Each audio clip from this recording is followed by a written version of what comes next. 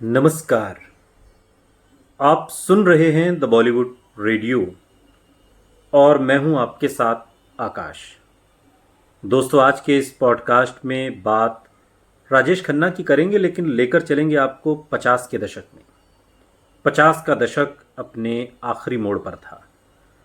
बम्बई बदल रहा था और बदलाव की इस बयार में राजेश खन्ना, जो अब तक राजेश खन्ना नहीं बने थे, जतिन थे।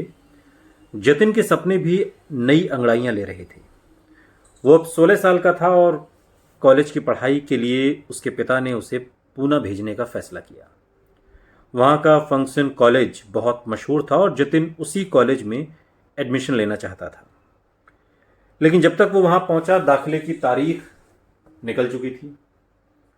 इसके बाद पूना के कैंप एरिया में स्थित वाडिया कॉलेज में जतिन ने बीए में एडमिशन लिया और कॉलेज के फॉर्म में जतिन ने अपना पूरा नाम भरा, जतिंदर चुन्नीलाल खन्ना, यानी कि राजेश खन्ना का असली नाम। पूना में अपने शुरुआती दिनों में जतिन अपने एक पारिवारिक मित्र राजेश भाटलेकर के घर में रहे और ये पहले बंबई के गिरगांव में जतिन के पड़ोस में रहा करते थे। दोनों के परिवार में काफ़ी अच्छी दोस्ती थी, करीबी थी। लेकिन बाद में भाटलेकर परिवार पूना में बस गया और वहाँ के डेक्कन जिमखाना के पास आपटे रोड पर रमेश भाटलेकर के बंगले में जतिन कुछ महीने मेहमान बनकर रहे। 70 की उम्र पार कर चुके रमेश भाटलेकर बाद के दिनों में, जब वो काफ़ी बुजुर्ग हो गए, उनकी उम्र 70 साल के आसपास आई, तब मीडिया उनसे सवाल जवाब करने पहुंची एक रोज़। और उन्होंने याद करते हुए बताया कि हम बचपन में गिरगाम में साथ खेलते थे और वो शुरुआत से ही दिखने में बहुत सुंदर था, बहुत अच्छा था और एक्टर बनना चाहता था। मुझे याद है कि एक बार उसने मुझे शर्माते हुए अपनी एक तस्वीर दिखाई और बड़े मासूम अंदाज में मुस्कुराकर बोला कि उसने ये तस्वीर राज कपूर को भेजी है ताकि उसे राज कपूर की फिल्म में रोल मिल जाए। ये बात राजेश खन्ना ने अपने दोस्त से कही थी। शुरुआती महीने रमेश भाटलेकर के घर में बिताने के बाद जतिन ने वाडिया कॉलेज के पास एक छोटा सा कमरा किराए पर ले लिया और फिर वहीं पर शिफ्ट हो गया। लेकिन अब भी पढ़ाई से ज़्यादा ध्यान नाटकों और थिएटर में लगा रहता। उसे मुंबई की बहुत याद आती। पूना में जतिन 2 साल ही रुक पाया और 1961 में बीए कोर्स के 2 साल पूरे करने के बाद वो वापस बंबई चला गया। यहाँ उसने बीए थर्ड ईयर में केसी कॉलेज में दाखिला लिया। बंबई के समंदर देखते ही उसे यह एहसास हो गया कि वो अब वापस मानो घर लौट आया है। बंबई की हवाएं जतिन की जानी पहचानी थीं। उसे यूं महसूस होता था जैसे यहाँ वो खुलकर सांस ले सकता है। सपनों की उड़ान की भी यहाँ कोई हद नहीं थी। जतिन जवान था, अमीर था और उसका चेहरा नई उम्मीदों से दमक रहा था। वो अपनी जिंदगी खुलकर जी रहा था। दिन भर कॉलेज और थिएटर के आसपास चक्कर काटने के बाद अक्सर शाम को वो समंदर किनारे पहुंच जाता। मगर दिल ही दिल में वो जानता था कि उसके सपने और पिता की उम्मीदें एक दूसरे से टकरा रही हैं। पिता चुन्नीलाल को उम्मीद थी कि पढ़ाई के बाद वो उनका कारोबार संभालेगा, जो उन्होंने पाई पाई जोड़कर खड़ा किया है। बहुत नीचे से सफ़र तय करते हुए वो एक मुकाम तक पहुंचे। उनका ख्वाब एक्टर बनने का था, मगर पिता को ये बताने की हिम्मत कभी भी जतिन के अंदर नहीं हुई कि वो अपने फादर को ये बता सकें कि साहब, मैं पिताजी एक्टर बनना चाहता हूँ, आपका बिजनेस कारोबार, जो आप रेलवे कॉन्ट्रैक्टर का काम करते हैं, ये सब मैं नहीं करना चाहता। लेकिन एक सुबह आखिरकार उम्मीदों और हकीकत का आमना सामना हो ही गया। रोज की तरह जतिन तैयार होकर घर से निकलने की तैयारी कर ही रहा था कि तभी पिताजी सामने आ गए और उन्होंने जतिन से पूछा, बाहर जा रहे हो? जी, जतिन ने जवाब दिया। पिता आज पूरी तैयारी करके आए थे। कुछ सोचकर वो बोले, ये अच्छी बात है कि तुम अपनी छुट्टियां इतने अच्छे तरीके से प्लान करते हो।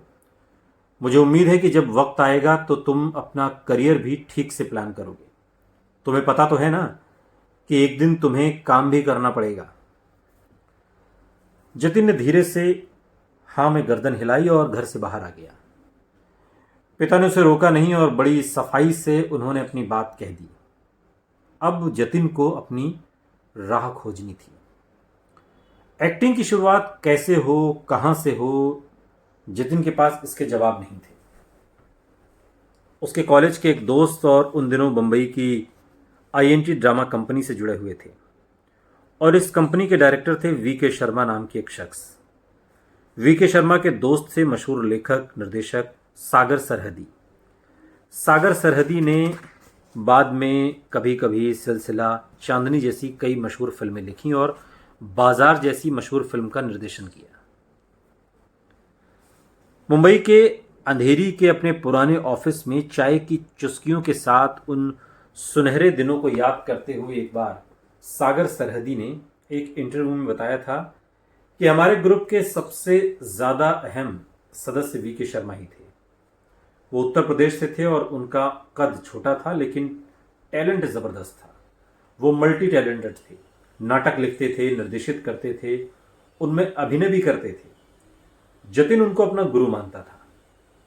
सागर सरहदी इंटरव्यू में ये बात मुस्कुराते हुए बताते हैं कि उस दौर में वो इस नए लड़के जतिन को बिल्कुल भी सीरियसली नहीं लेते थे। हर शाम एनआईटी आईएनटी ड्रामा कंपनी की रिहर्सल के वक्त जतिन वहां पहुंच जाता। एक कोने में बैठकर नाटक की तैयारी कर रहे एक्टर्स को घूरता। उसे ये उम्मीद रहती कि शायद किसी दिन वीके शर्मा की नजर उस पर पड़े और उसे पहला ब्रेक मिल जाए। और इस इंतजार में कई महीने बीत गए और एक दिन मंडली के एक एक्टर बीमार पड़ गए और कुछ दिन तक रिहर्सल पर नहीं आ सके। जब शो का वक्त नजदीक आया तो वीके शर्मा को फिक्र होने लगी। उन्हें इस छोटे से रोल के लिए कोई एक्टर चाहिए था और इसी दौरान उनकी निगाह जतिन पर गई, जो रोज की तरह एक कोने में खड़ा था और बड़े ध्यान से रिहर्सल को देख रहा था। उन्होंने जतिन को बुलाया और पूछा, क्या तुम ये छोटा सा रोल कर सकोगे? जतिन ने फौरन हामी भर दी। उसका दिल जोरों से धड़क रहा था। इतने दिन से वो इसी मौके की तलाश में था और आज उसे उसका पहला रोल मिल रहा था। और कुछ ही पलों के अंदर ये सब हो गया और उन पलों में मैंने जैसे एक सरहद को पार कर लिया और उस दुनिया का हिस्सा बन गया जिसके सपने मैं अब तक देखा करता था, लेकिन मुझे अंदाजा नहीं था कि एक दिन ये सब कुछ पूरा हो जाएगा और ये सब इतना मुश्किल भी है। सालों बाद एक इंटरव्यू में राजेश खन्ना कहते हैं, इस नाटक का नाम था मेरे देश के गांव और कुछ दिन बाद ही इसका मंचन नागपुर में होने वाला था, जहां पर राज्य स्तर की एक थिएटर प्रतियोगिता भी थी। उन दिनों जतिन के करीबी दोस्त हुआ करते थे हरिदत्त। पंजाब के रहने वाले हरिदत्त भी उन दिनों आईएनटी ड्रामा कंपनी में बतौर एक्टर काम करते थे। नाटक में हरिदत्त की भी अहम भूमिका थी। बाद के दिनों में एक इंटरव्यू में हरिदत्त बताते हैं कि वो 3 मई 1961 का दिन था। तारीख मुझे इसलिए याद है क्योंकि इस नाटक के लिए मुझे बेस्ट एक्टर का अवार्ड मिला था। मैंने दिमागी रूप से एक कमज़ोर आदमी का किरदार निभाया था। जतिन का रोल बहुत ही छोटा था। उन्होंने एक दरबान का रोल किया था। मुझे याद है कि वो इतने नर्वस थे कि लगभग कांप रहे थे। हरिदत्त बताते हैं कि पूरे नाटक में जतिन को सिर्फ एक लाइन बोलनी थी, जी हुजूर, साहब घर में हैं। और इस छोटे से डायलॉग के लिए भी जतिन ने जमकर रिहर्सल की थी। लेकिन जैसे जैसे शो शुरू होने का समय नजदीक आ रहा था, जतिन का पसीना छूट रहा था। पहली बार स्टेज पर इतने लोगों के सामने डायलॉग बोलने का ख्याल ही उसे बहुत नर्वस कर रहा था। और आखिरकार शो शुरू हुआ और जल्दी ही वो घड़ी आ गई जब जतिन को आगे बढ़कर अपना डायलॉग बोलना था। पहला डायलॉग। सैकड़ों लोगों की आंखें अपने ऊपर जमी होने का डरा देने वाला एहसास। दिल धड़कने की आवाज अब जतिन को अपने कानों तक आती महसूस हो रही थी। वो आगे आया और फिर ठीक उसी पल उसकी आंखों के आगे मानो अंधेरा छा गया। सालों बाद एक इंटरव्यू में उन पलों को याद करते हुए राजेश खन्ना ने कहा कि मेरी सारी मेहनत के बावजूद शो के दौरान मैं घबरा गया और अपनी लाइनें भूल गया। मैं शो में एक दरबान का रोल कर रहा था और मुझे बस एक लाइन बोलनी थी कि जी हुजूर, साहब घर में हैं, लेकिन घबराहट में मैंने कह दिया जी साहब, हुजूर घर में हैं। शो के डायरेक्टर मेरी गलती पर बेहद नाराज हुए और शो के बाद मैं किसी से मिले बिना वहां से भाग गया। हरिदत्त याद करते हैं कि स्टेज से जाते वक्त जतिन की आंखों में आंसू गिर रहे थे। एक इंटरव्यू में उस वाक्य का जिक्र करते हुए बाद के दिनों में जतिन ने यानी कि राजेश खन्ना ने माना कि उस रात उन्होंने बेहद अपमानित महसूस किया। घर पहुंचकर जतिन किसी से नजरें नहीं मिला पा रहा था। वो सीधा अपने कमरे में गया, लेकिन वहां सामने दीवार पर जैसे ही शीशे में खुद से नजरें मिलीं तो फौरन झुक गई। आज पहली कोशिश में ही वो हारा हुआ महसूस कर रहा था। वो फूट फूट कर रो पड़ा। फिर उसने एक के बाद एक विस्की के कई पैग उड़ेल लिए ताकि जल्दी से होश खोकर उसे नींद आ जाए। लेकिन उस रात नींद कोसों दूर थी। शराब के सुरूर में भी हार बेतहाशा चुभती रही। और सालों बाद राजेश खन्ना ने अपने इंटरव्यू में कबूल किया कि इस वाक्य ने उसके आत्मविश्वास को हिलाकर रख दिया था। अगले दिन जतिन के दोस्तों ने उसकी हिम्मत बढ़ाने की कोशिश की, लेकिन वो अपनी हार को बर्दाश्त नहीं कर पा रहा था। उसने अपने आप पर उसे इतनी शर्म आ रही थी कि उसने रिहर्सल पर जाना छोड़ दिया। हरिदत्त जो राजेश खन्ना के दोस्त थे वो बताते हैं कि वो बहुत सेंसिटिव था और हर बात को दिल से लगा लेता था। मैं उससे कहता भी था कि ये सब तो होता रहता है, तू इतना रोता क्यों है। लेकिन वो सबसे ज़्यादा परेशान इस बात से था कि उसके पिता उस पर कारोबार को ज्वाइन करने का बहुत दबाव डाल रहे थे। जतिन में अब अपने पिता से आंख मिलाने की हिम्मत भी नहीं बची थी। वो क्या सोचेंगे।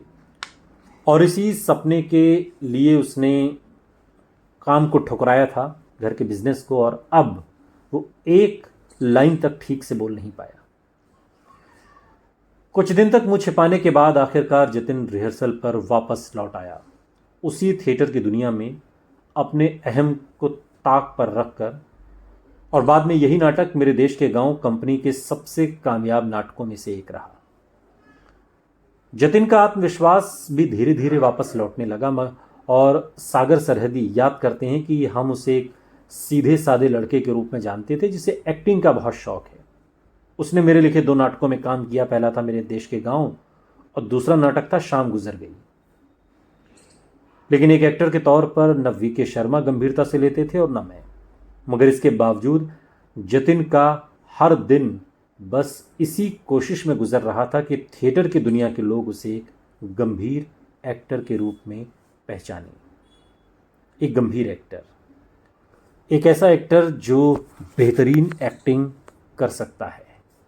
और यही ख्वाहिश लिए एक बार फिर राजेश खन्ना यानी कि जतिन नाटक की दुनिया में, थिएटर की दुनिया में वापसी करते हैं। सुनते रहिए द बॉलीवुड रेडियो, सुनता है सारा इंडिया।